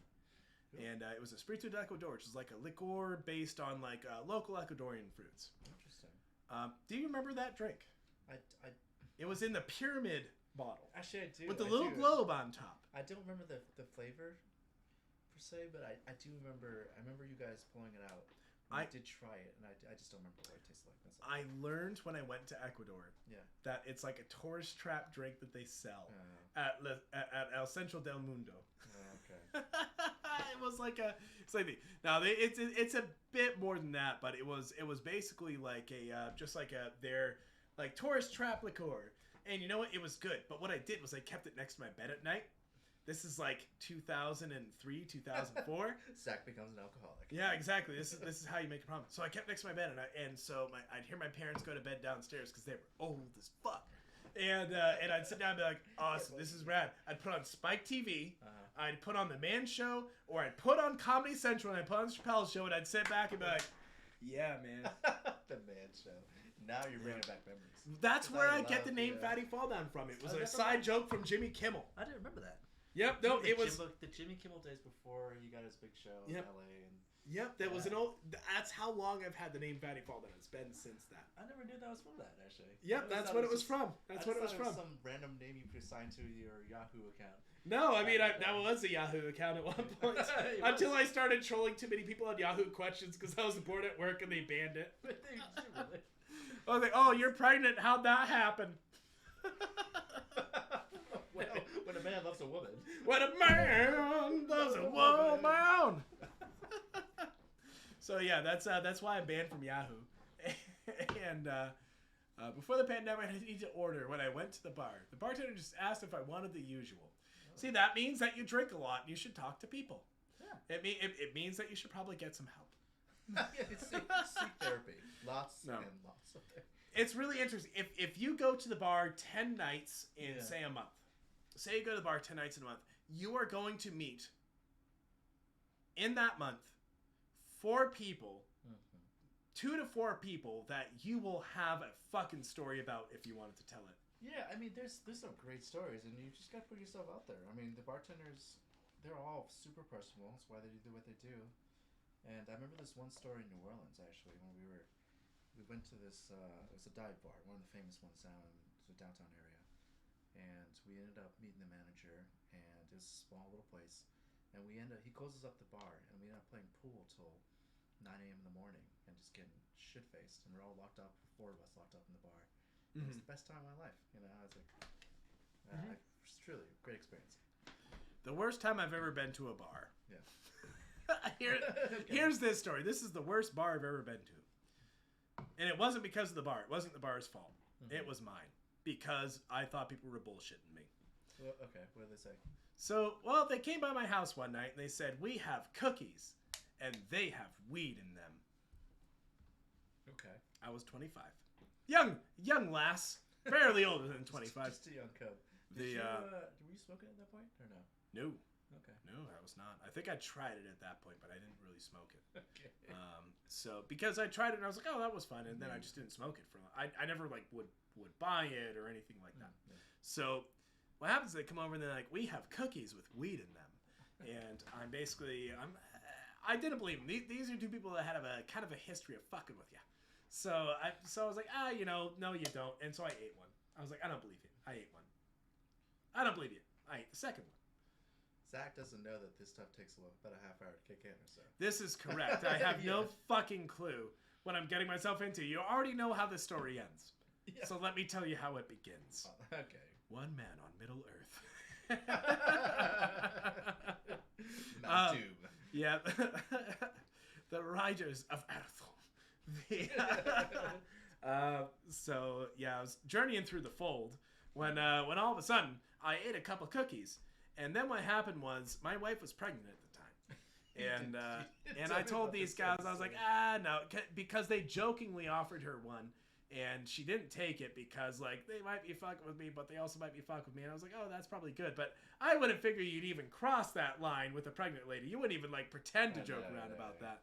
So I ate 4 more, just to prove them wrong. And I said, what do you guys want to do? And excuse me, they look at me and they say, let's go to the bar down the road. There's a bar about 5 minutes from you. I said, yeah, sure, no problem. We'll go down there. Okay. We drive on over. We go in, sit down. I'm like, what do you guys want to drink? And they're being very quiet. I had another cookie because I kept accusing them of being weird, and so I had another cookie because they were acting weird. And I was like, quit bullshitting me. Stop it. This is stupid. Is this a total of 6 cookies? Yes. Jesus.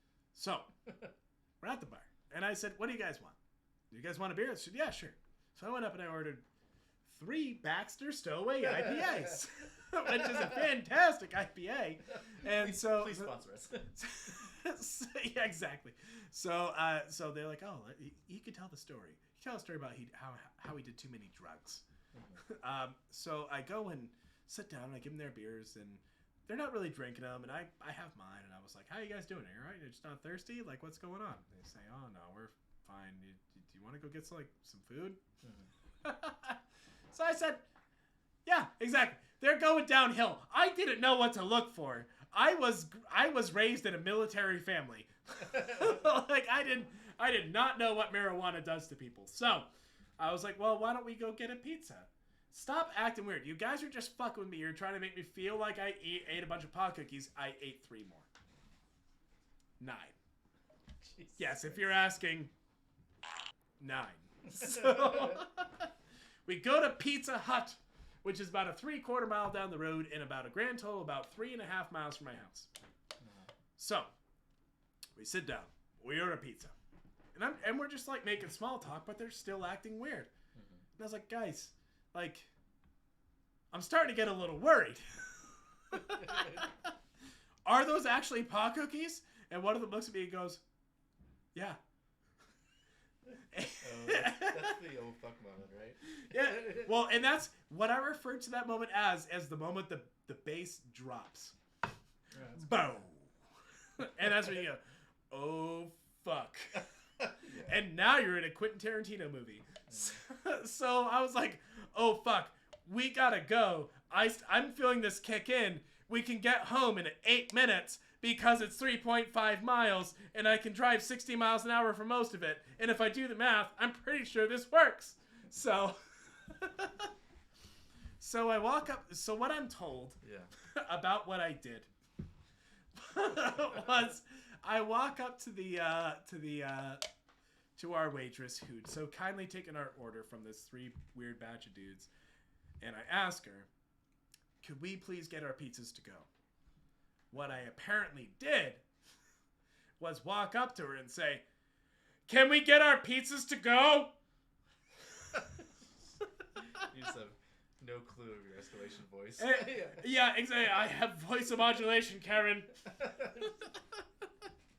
There are dozens of us, Karen, dozens. It sounds like a Will Ferrell movie. It is a Will Ferrell sketch from SNL back in the day. And see, that's some old school shit for you. But so we get our pizzas and we leave, and I'm just driving home going, oh fuck, oh fuck, oh fuck, oh fuck, oh fuck. We get to my house, we pull in, we park, and I'm like, okay, guys, my daughter and my wife are sleeping. My My pregnant wife. She's pregnant. Like 6 months pregnant.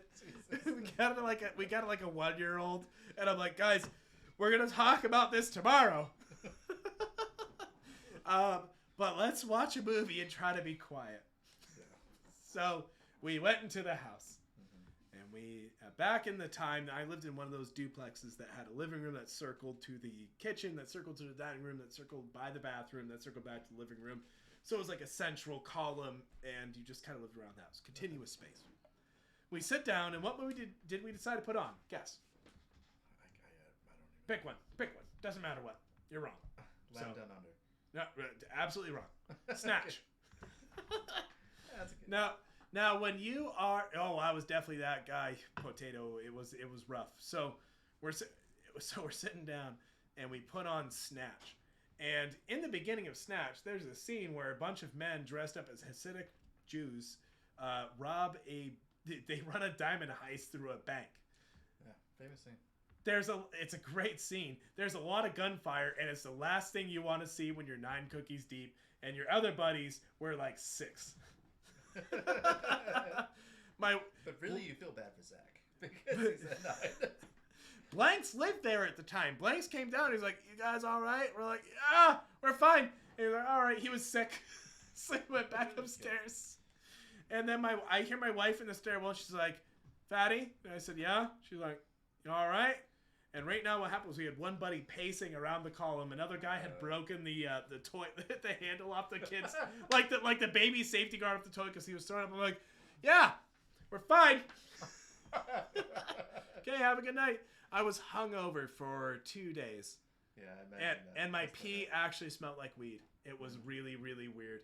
And yeah, smoke weed every day. Cue the music. Yeah, do that. Anyway. Slow clap. That's the time I did too many cookies. What do you got there, buddy? You lived in New Orleans. You have to have a crazy story. No one can see it. It's just audio. What do you got?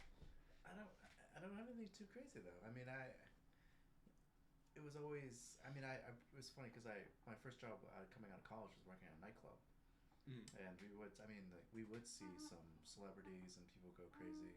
You know, just people having sex on the couch in the middle of the night. Were they hot? Everyone. Yeah. Nice. Keep going. And then no one called security. They would just keep watching. It's kind of ridiculous. I was a night outer at a hotel. I saw some shit too.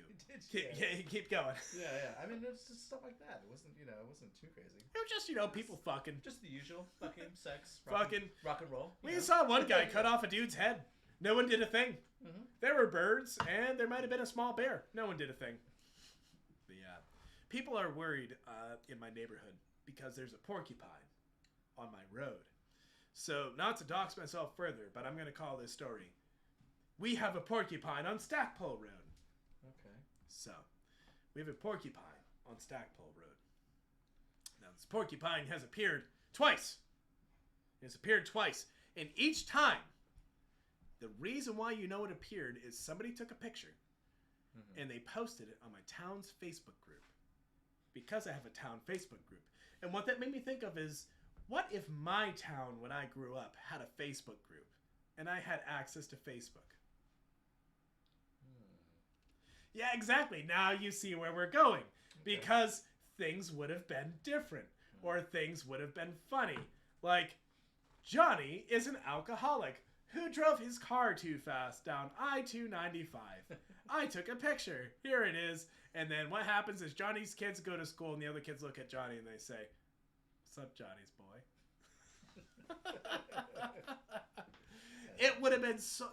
you know what? Honestly, I stay off Facebook, really. Yeah, you were always pretty good about that. I mean, I kind of respected the fact that you stayed off almost all social media, right? I mean, I have a Reddit account, but it's anonymous. And I have that's some literally specific concerning. stuff that I do. But there's not a lot of people that can say that. I mean, I had a Facebook for a short time, but I think that it wasn't... If you're honest about your Facebook use, you're either still using Facebook as a business, which I do have a business that uses Facebook because it's a great marketing tool. Facebook sponsor us. That's what Facebook is It's a great marketing tool. You guys give me so much fucking data you don't even know as a commercial account. Oh, they know. Sagittarius. Anyway,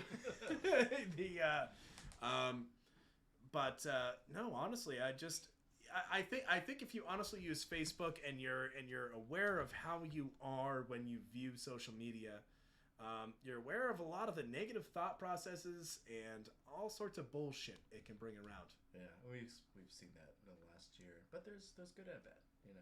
There is good and bad. Yeah. Like with everything. I bitch about Facebook, but my uncle lives in Europe, and he's been in Europe for about 30 years. He's the kind of guy, he loves his family. I got a very close-knit family. Mm-hmm.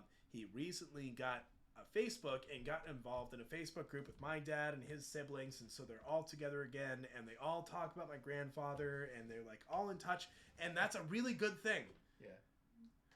Maybe they should get a Discord. Because Facebook is a piece of shit. So really what I want to do is teach them Discord and just start a base channel. You remember when they sold all your info to Cambridge Analytica back in the day? Oh, dude, like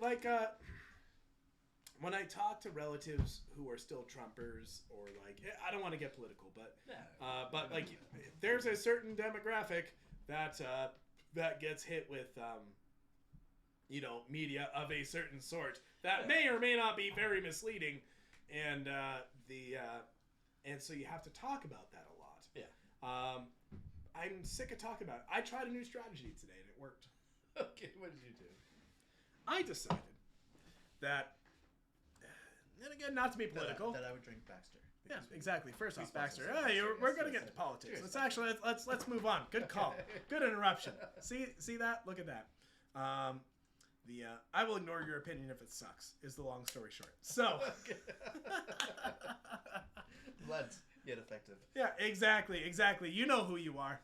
But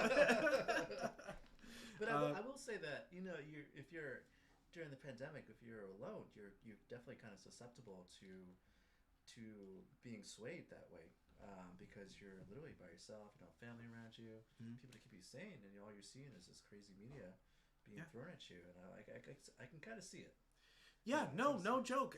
I agree with you. There was, and we've acknowledged it on this show actually quite a few times, as is one of the reasons why I even agreed to do this. Yeah. Originally, we were just going to do a podcast. Like we weren't even going to do a thing. It was just going to be the silly thing we released and see if we could make money off it. And we are. Ham sandwiches. Yeah, we've made ham sandwich money so far. Tell you what, yes. Tell you what, toast that bread, baby. I like Italian herb, please. Yes, Subway, please sponsor us. This Twitch experience has been kind of a social outlet for me. Okay. I'm not, I have a few folks through some hobbies that I keep in touch with, but I don't keep in touch with a lot of folks just in general. I'm a busy guy. Yeah. Between my work, my family, and the stuff that I do, I tend to be rather distracted, and I find most social media to be a distraction from the things I feel like I need to do.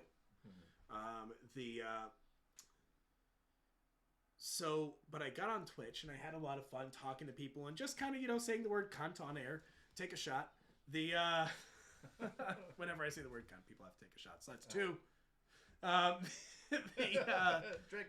Yep, exactly. Yep, there you go. This reminds me of college. Jesus. Oh, remember the Shocker game, the reaction time Shocker game I used to play all the time? Can we bring that back? I would love to. That was so much fun. I'd like to see how much more retarded we all are now. like it's like, so what it was you'd hold it, it would play up to 4 players. Yeah, that's right.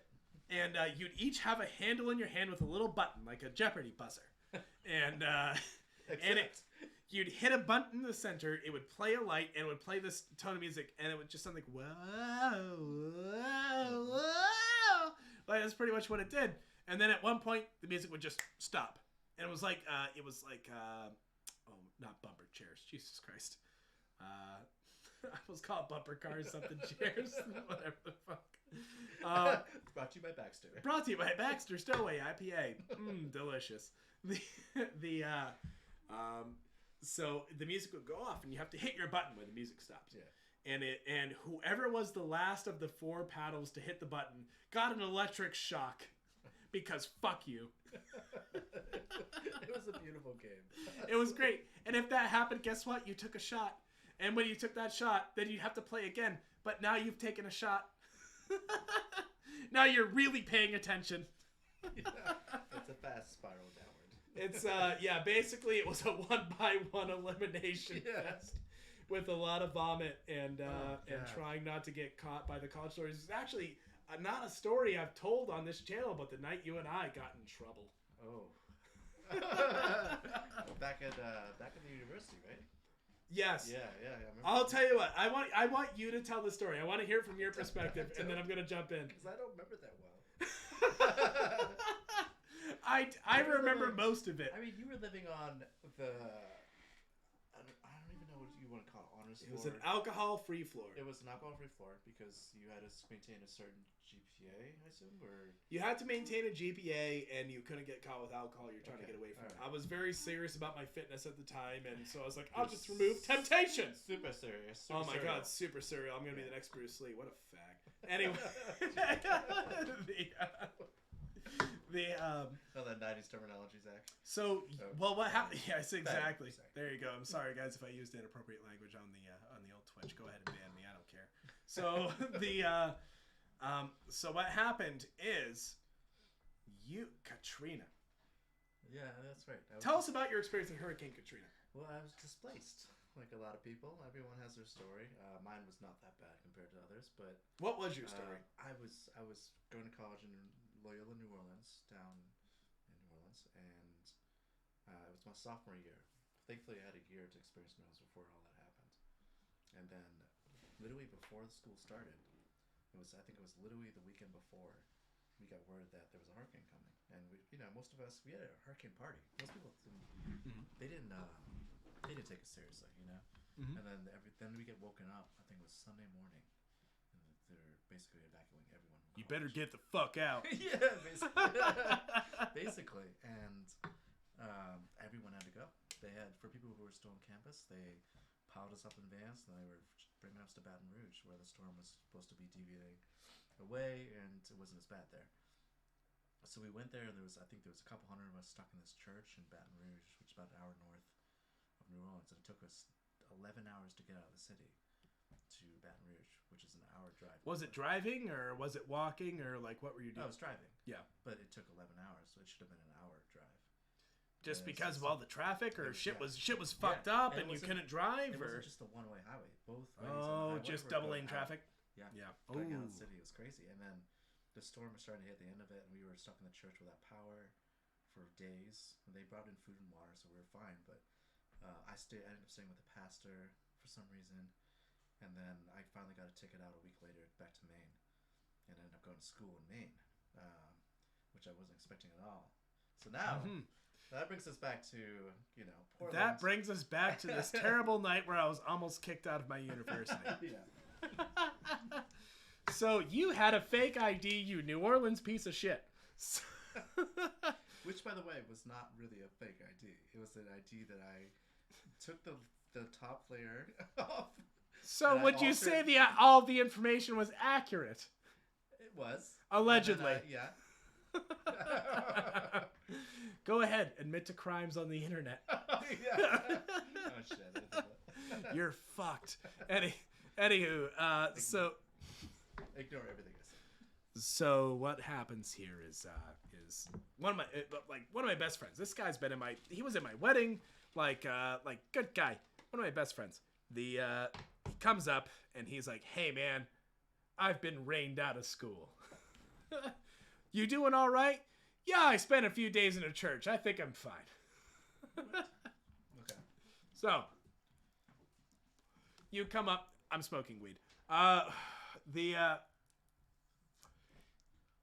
We gained a viewer. You're welcome, pro MJ. So, Thank you. so you come up and you were going to school at Bates. Yeah, Yeah. which is actually an Ivy League school. And it was, I was doing, it's music and business, kind of a hybrid program at Loyola, and Bates is actually well known for the music program. Mhm. And it was pretty serious, honestly. But I would go there during the week, and then the weekends I'd have off and drive down to see you. You know, see some of the old buds. Yep. Oh yeah. Yep. The so one night we went out because you asked, having come from New Orleans, are there any frat parties out here? Yeah. I mean, in my school, it's a big deal. You know, there's a huge social scene. New Orleans is nuts, by the way. We were, I think, at the time, Loyola New Orleans was rated as one of the top 10 party schools in the U.S. It was ridiculous. I didn't even see it coming. But we, yeah. So when we came in, I was like, well, let's have a good time. So I'm sitting here, barely a sophomore. My balls haven't dropped. So I'm like, well, yeah, we have like fraternities. Like, yeah, sure, we could go out. Like, I think I went to one or two as a freshman, which I did. And it was all like basement parties. Like, I walked up like, oh, this is nice. And I went to the basement. I was like, it's very crowded. And then I left. So It's too crowded for me. This lifestyle isn't for me. So we go around. And we went to, I think, 3 different frat houses that night. We did. Yeah, we took a little walking tour. We took a walking tour. It was one of those nights where everyone was partying. It was a great time. We were able to get in. It was like a whole thing. And I'm pretty sure it was like a pledge night or something like that. Like, they were having big Definitely parties. Was. Yeah. They had strippers. They did. They did. We had they had strippers. We had a bottle of Captain Morgan. That's all we had to our name. And then when we ran out of it, we went to Hannaford, which was right next door, and we got another bottle of Captain Morgan. We killed. It was a handle, not like a fifth. Yeah, it was a legitimate amount. Yeah. Did I forget how to breathe? No, it's just my first time doing this. So anyway, the amateur over here. So we go back, and we were basically like you brought the party. It was amazing because you were like, yeah, have a shot. Like, have a shot. I started offering shots to the guys at the front of the door, and I was like, well, come on, invite us in. They can't do that because it's a pledge night. So. But then they did. If you feed a doorman enough alcohol at a frat house, you're getting in. Yeah. That's just the way of things. Yeah. So anyway, we drank a lot. That was a night where we got particularly plastered, and at the time, I want to remind folks, I lived on the alcohol-free floor of my college, which would kick you out of the university if you drank and you were caught. But luckily, it was 1:45 in the morning, and I said, you know what? All we gotta do, man, all we gotta do is walk back and just be like confident and just like go to the stairs. They're right by the desk. It's no problem. And you were like, yeah, man, we'll be fine. So we walk in thinking there would be no front desk attendant, but there was a front desk attendant. There also, unfortunately, was a large column in the middle of the room. Oh. Do you remember the large column? I forgot about this part. Oh, shit. Really? Your nose didn't hurt the next day? Because I went to walk up to the front desk. And because I had to sign us in. I had to be like, oh, Zach LeBay, I've got a party too. We're coming in at this time. Which is how it should have gone. But what happened is I walk in, I'm like, I'm Zach. And then we hear a... because you walked into the pole. Like, right into it, nose first. Like, oh! Like, walking into it. Wow, that's super smooth. And so the poor lady at the desk, she's like, excuse me, is everything okay? And I look and I was like, wait. Nobody said he couldn't go into the pool. Because we were on the swim team and I thought it was funny. She was like, okay, you're signed in. We go upstairs and I get my keys out. We're in front of my room. We're trying to unlock my door. We can't unlock my door. And then I get a tap on my shoulder and I turn around. It's this tiny little girl. Her name was Barbie. No joke. And she says, hey, I heard somebody walked into the pool downstairs. And I was like, no, we're fine. And you're standing next to my door because you were sick. You had to throw up. Yeah. You were standing there. And so she's like, I'm going. No, you went to the bathroom, actually. You went to the bathroom before there. Because you're like, yeah, man, I'm going to go to the bathroom. So I was trying to unlock my door, and I get tapped on the shoulder. And she's like, what's in your pocket? Because I was wearing that serial killer hoodie. Oh, that's right. And I had a handle of alcohol in there. So I pull it out, and I give her the really guilty face. And I said, all right. She's like, all right, we're going to go dump that out now. Is your friend in the bathroom? And I said, yeah. So I walk into the bathroom, and I've got like this container of guilt hanging off my arm, and I'm like sagging to one side, and you are chucking them up. Like you are fucking donating to the Girl Scouts in there. I was not in good shape. That's for sure. We had drank a lot. By all rights, I should have been there too. You remember the date Jägermeister too? We definitely had shots of Jägermeister as well. Oh shit! With your old roommate, right? Oh, with Lath. Yep. Yeah. Yep. Oh my god. So shit! That was an even worse night. I forgot about that part. That's the kind of night this was. Yeah. So we go in, and he's like throwing up like hard. Yeah. And she says, she knocks on the door, and like very gently, she goes like, "Are you okay in there?" And what happens? You go, "I'm fine." That's what it off. And she's like, "Go dump it out in the shower, and we're gonna meet back by your room." So I go dump it out. We both like you walk out of the stall, and I'm like, "Wash your hands, man. We got some shit about to go." We go fill out paperwork, and we go to bed. And I had to move. What I did was I agreed to move to the 3rd floor of my dorm, where apparently you degenerates can live if you're not going to be alcohol free. Yeah, that was a great time. Oh fuck! I don't think I've ever had a chance to tell that story before. That's a good one. Yeah. Jesus that brings Christ. it back. Yeah, it does. Yeah.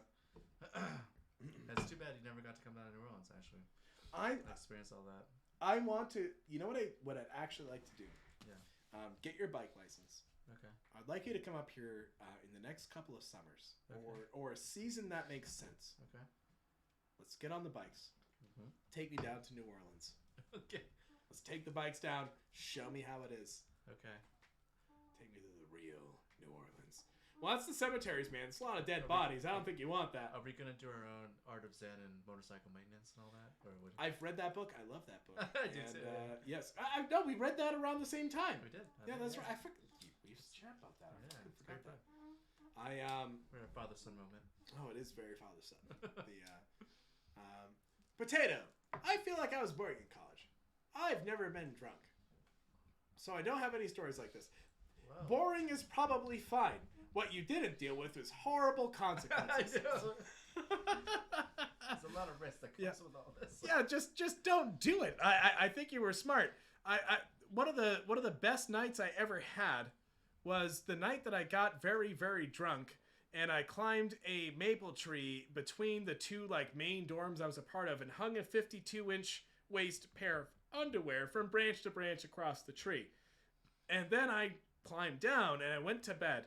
And I woke up the next morning, and everyone was sitting out and be like, "Look at the underwear of that tree. That's really funny." And I'm like, "Man, I really contributed to the world." So it's really all the shit that's actually feeling awesome. It's probably not that awesome. Mostly like this show. So, but we also have fun. You guys keep coming around. So God bless you. Keep doing it. Yeah. But yeah, no. A boring life is a safe life, and as long as you're okay with feeling safe, be safe. If you don't care too much about safety, well, I guess don't. Some wise information, Zach. Yeah, exactly. I think I just happened to go to a school. When I was growing up in Maine, I was like, I need to get the hell out of here. I don't blame you, man. That's why I went to Florida. Yeah. Yeah, I mean, I love my parents, but they drive me crazy too, like everybody else. And I was just wanting to get out. And my mom doesn't drive me crazy at all. She's a wonderful woman. I love her very much. Lies. Fuck you. Anyway, I do love her. She's no, but I just happened to go to a school that was crazy. Mm-hmm. And New Orleans is, I mean, it's funny because the city's not, I mean, it's known for being a party school and a party city in general, but there's a lot of soul, there's a lot of good music, there's a lot to offer in that city. But you can basically have a good night any night. You can take it. You can go to a party and then go anywhere in the city's awesome. Yeah. Yeah. I did acid. Cool. We're gonna play saxophone. Sweet.